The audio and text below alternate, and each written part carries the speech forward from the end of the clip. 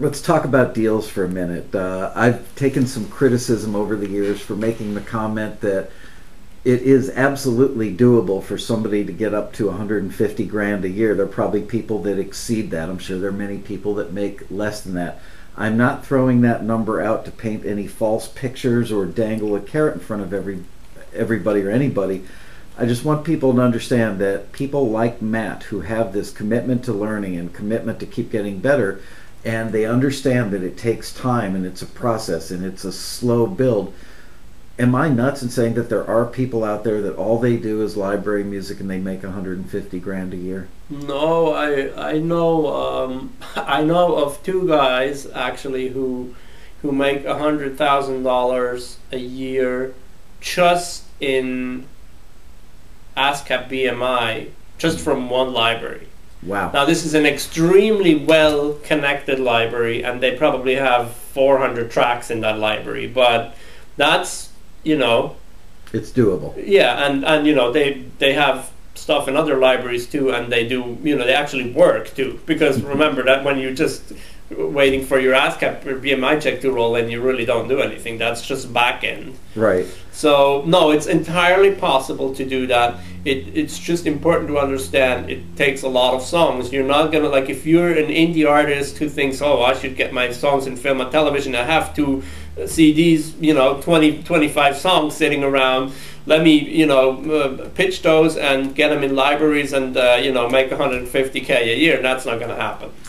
That brings me to an interesting point. We have a lot of taxi members who are 35, 40, 45, 50, we have 60 and 70-year-old taxi members. We have found year after year that these people generally tend to make music that sounds dated back to the time period where they fell in love with music in their late teens or early 20s.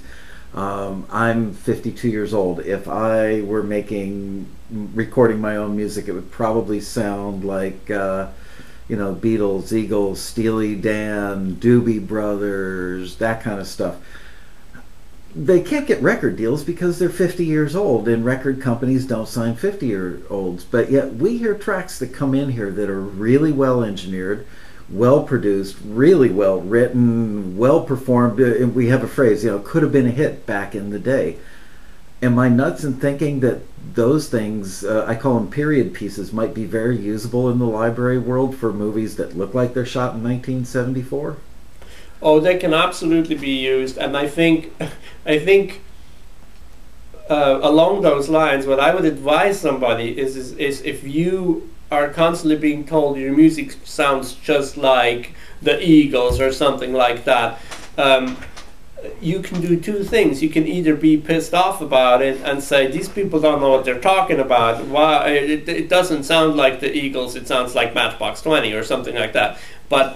Or you can say, oh, wait, they say it sounds like the Eagles? Well, let me make it the most Eagle-like it I can possibly make it. Let me make it just like the Eagles. Let me even try to engineer it so it sounds like the Eagles. And then you've got something, because now, you know, a big band like that, that's still in control of their copyrights, they're going to want a lot of money for the placement in a television show or something like that. And you know, if a music supervisor has like Take It Easy tamped in or something like that, they're not going to usually be able to license that unless it's a show that basically lives on that and has a giant music budget, like maybe Cold Case or something like that. But in most cases, they're going to want something that sounds like that. So you can embrace the fact that you grew up in a certain period of time and that you like to make that kind of music, and you know, why not branch out? Why not branch out into all the different kinds of bands that were big back then and make it, you know, like all these, you know, produce music, and you can produce a large catalog like that. And then, you know, all you need to do, if that's your specialty, all you need to do is hook up with enough music libraries so that you can build a large catalog. So obviously one music library is not going to want to do 10 70s CDs, you know, but 10 music libraries each would want one each one, yeah. So basically you then become, that's how you leverage the relationship. You become the go-to guy for the 70s See, music. this is that's your niche. Exactly, it's really important. It's very helpful to have a niche. It's very helpful to have a niche. Some music libraries like to hire few composers who are very versatile and can do almost anything. Other libraries like to have specialist composers. And so, but that varies a little bit from company to company. Some companies want one thing from me pretty much and nothing else. And if I don't give them that, it gets rejected. And if I give them that, they want more and more and more. Other companies want me to do pretty much anything. They like me to try anything. So those are the different types of companies that you're going to work with. But if you're talking about breaking in, having a niche is fantastic, because again, that music supervisor or that music library owner might be a musician himself, but he's not going to be able to pull off that Eagles vibe that you may be able to pull off. It would take him a lot longer. So now you have something of value you can give to this person.